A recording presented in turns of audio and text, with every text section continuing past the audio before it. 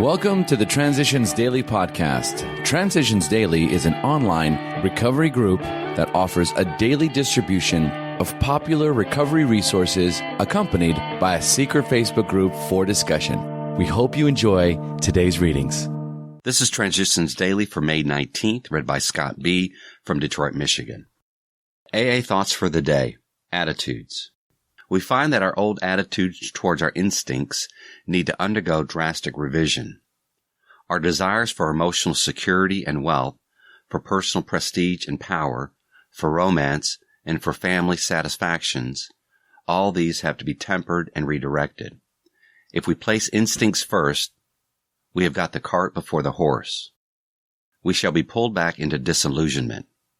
But when we are willing to place spiritual growth first, then and only then do we have a real chance. 12 Steps, 12 Traditions, page 114. Thought to consider. I have learned that my actions are far more important than my thoughts. Acronyms. Ego. Easing God out. Just for today. Open. From A Vision for You. But life among Alcoholics Anonymous is more than attending gatherings and visiting hospitals.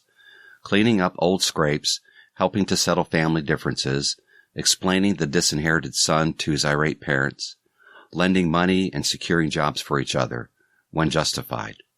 These are everyday occurrences. No one is too discredited or has sunk too low to be welcomed cordially if he means business. Social distinctions, petty rivalries, and jealousies. These are laughed out of countenance. Being wrecked in the same vessel, being restored and united under one God, with hearts and minds attuned to the welfare of others. The things which matter so much to some people no longer signify much to them. How could they? Alcoholics Anonymous, page 161. Daily Reflections. Giving without strings. As he well knows that his own life has been made richer, as an extra dividend of giving to another without any demand for return. As Bill sees it, page 69.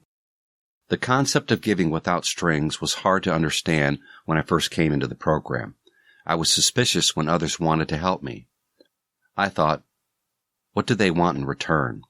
But I soon learned the joy of helping another alcoholic, and I understood why they were there for me in the beginning.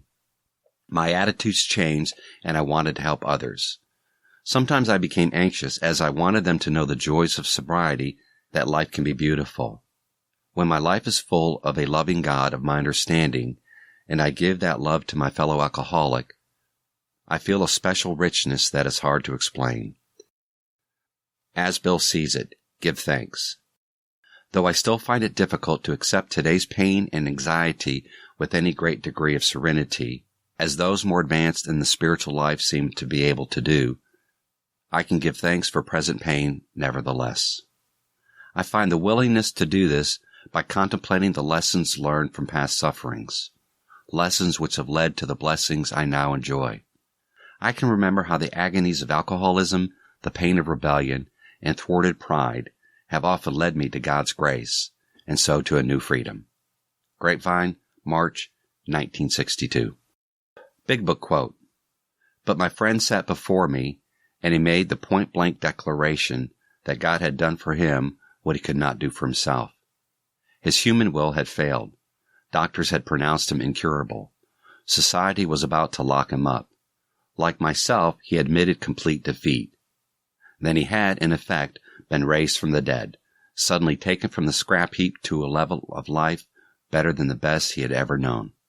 Alcoholics Anonymous, Bill's Story, page 11. 24 hours a day.